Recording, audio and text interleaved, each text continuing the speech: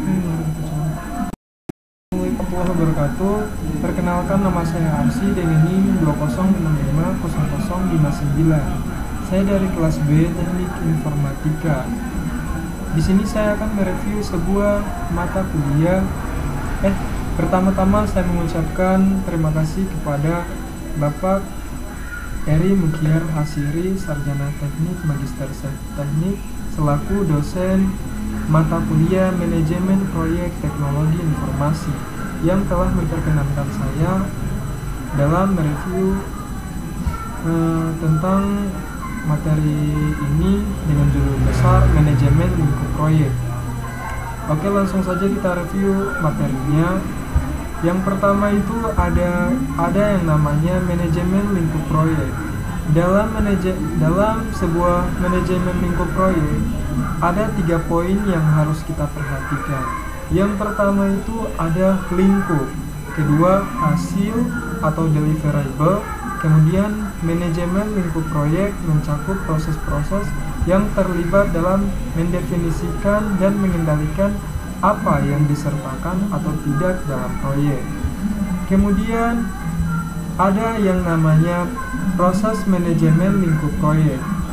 Di sini terdapat 5 poin yang harus diperhatikan. Yang pertama itu ada perencanaan lingkup, kedua definisi lingkup, ketiga membuat WBS, dan keempat memverifikasi lingkup.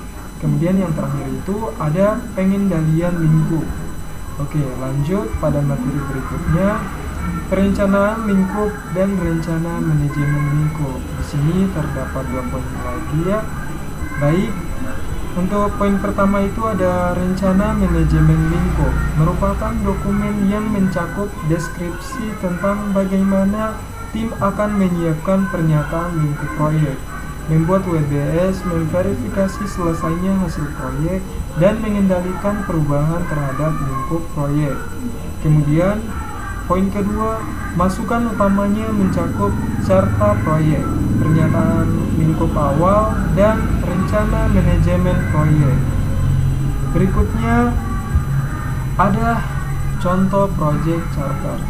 Di sini yang perlu kita perhatikan adalah project title, judul dari sebuah proyek. Kemudian waktu ada project start date, maksudnya adalah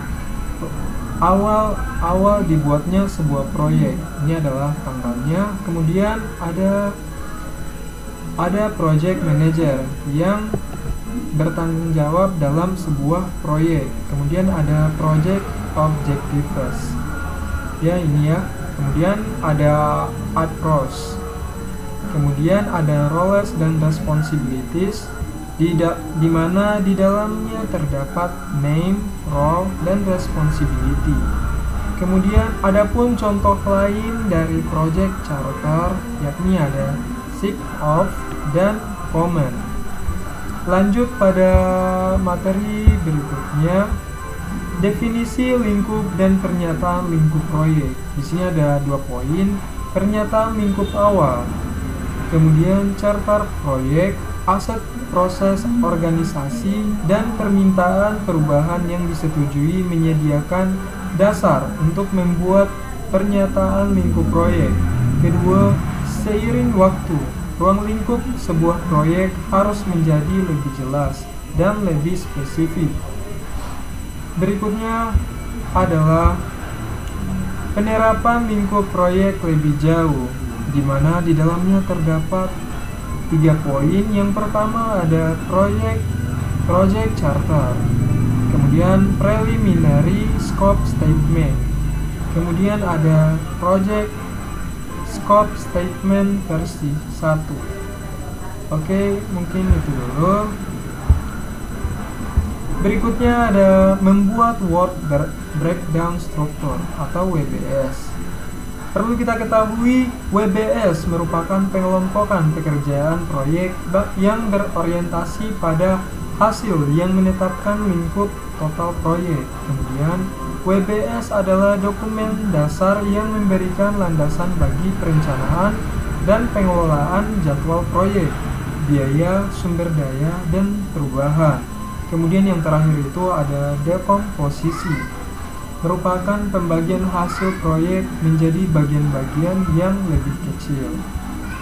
Kemudian ada contoh WebEx intranet disusun berdasarkan produk. Ya, yang pertama itu intranet, dimana terbagi menjadi empat: website design, homepage design, marketing page, dan sales page, dimana masih terdapat bagian-bagian penting lainnya lagi seperti sitemap, teks, dan hyperlinks ataupun programs dan graphic design. Kemudian ada contoh lain dari WebEx intranet yang disusun berdasarkan fase. Ini adalah seperti yang kita lihat ini ya. Oke.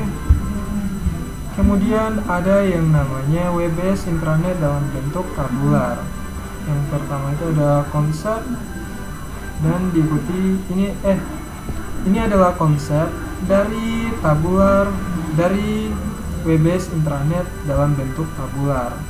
Bisa kita lihat ya. Kemudian ini adalah WebEx intranet Gantt chart dalam project tahun 2000. Ini adalah WebEx. Kemudian ada schedule ya. Oke.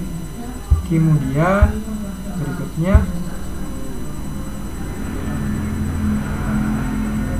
ada Gantt chart intranet disusun berdasarkan kelompok proses manajemen proyek.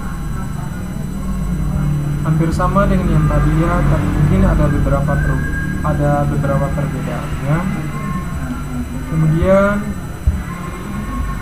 tabel executing task for JWD Consulting WebEx. Ini adalah tampilannya. Oke, kemudian pendekatan untuk mengembangkan WebEx. Pertama itu ada pedoman, pendekatan analogi, kemudian pendekatan top down, kemudian pendekatan bottom up, dan yang terakhir itu ada pendekatan min mapping. Ya. Oke, lanjut. Ini adalah contoh pendekatan mind mapping. Bisa kita lihat ya. Di sini di tengah-tengah ada IT upgrade project dan diikuti dengan pendekatan mind mapping lainnya. Oke, berikutnya ada hasil WebEx dalam diagram. Ini adalah contoh dari hasil WebEx dalam diagram. Bisa kita lihat ya susunannya. Oke, lanjut. Kemudian ada pustaka WebEx dan scope Baseline. Poin pertamanya itu banyak tugas-tugas WebEx tidak jelas dan harus dijelaskan secara lebih rinci sehingga orang tahu apa yang harus dilakukan dan dapat memperkirakan berapa lama bekerja dan berapa biaya yang diperlukan dalam sebuah manajemen proyek. Kemudian pustaka WebEx merupakan dokumen yang menggambarkan informasi rinci tentang tiap butir WebEx. Kemudian yang terakhir ada lingkup proyek yang disetujui dan WebEx-nya serta pustaka WebEx membentuk scope Baseline yang digunakan untuk mengukur kinerja dalam memenuhi sasaran lingkup proyek. Oke, berikutnya itu yang terakhir maksud saya verifikasi. Belum terakhir ya maksud saya. Maaf. Pada poin pertama itu sangat sulit untuk membuat pernyataan lingkup dan WebEx yang baik bagi suatu proyek.